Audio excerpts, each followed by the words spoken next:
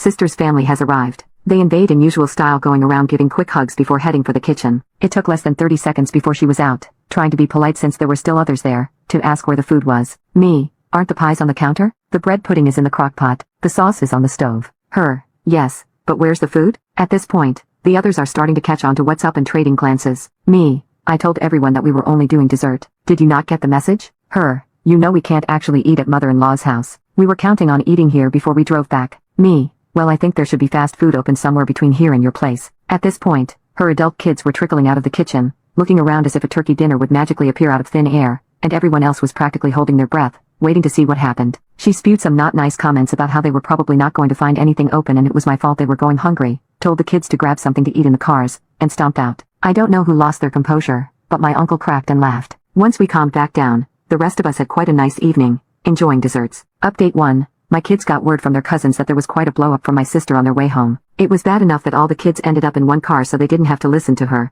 I am, of course, devastated by her reaction. My text for the Christmas desserts drop-in reads something like this. It was so great seeing all of you who dropped in for desserts on Thanksgiving. If you couldn't make it, know that you were missed. It worked out so well that we would like to invite all of you to drop by for desserts on Christmas Day as well. We will start at 2 p.m. on Christmas Day. Drop in as you can. Everyone is invited to Carol and Coco on Christmas Eve as well. We will be leaving at 6 p.m. and it should only be about 2 hours. If you will attend either or both, please let me know which and how many people to plan for by the 15th. Love you all. Most of the families texted back right away. I didn't get a text from my sister. I got a phone call on the 19th and one on the 23rd to let me know that it isn't worth the extra drive time for desserts. Remember that the extra drive time is 15 minutes or so each way. This was an attempt to wrangle a meal invite. I'm quite proud of myself for just saying that I would miss her family and hope they had a Merry Christmas anyway. This summer I had spent a fair amount of time thinking that I wanted to make myself a throw blanket like the one I made for my sister for Christmas. After the call on the 19th, I took that lovely blanket out of the gifts and replaced it with a book of holiday recipes. Since I was feeling extra petty, instead of making a nice book, I printed out the pages on plain paper and stapled them together. I mailed it on Christmas Eve,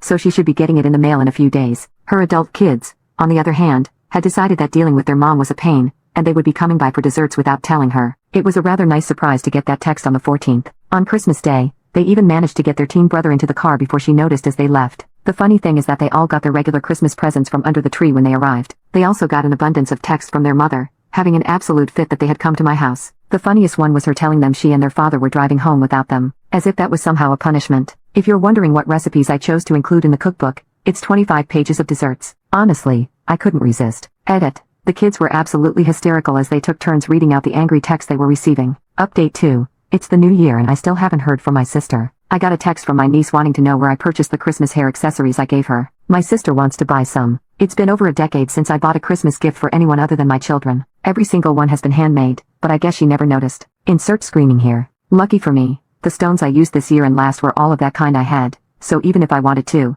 I couldn't be suckered into making her a set. Not that I will be willing to make her anything at all for a very long time, the ungrateful wench.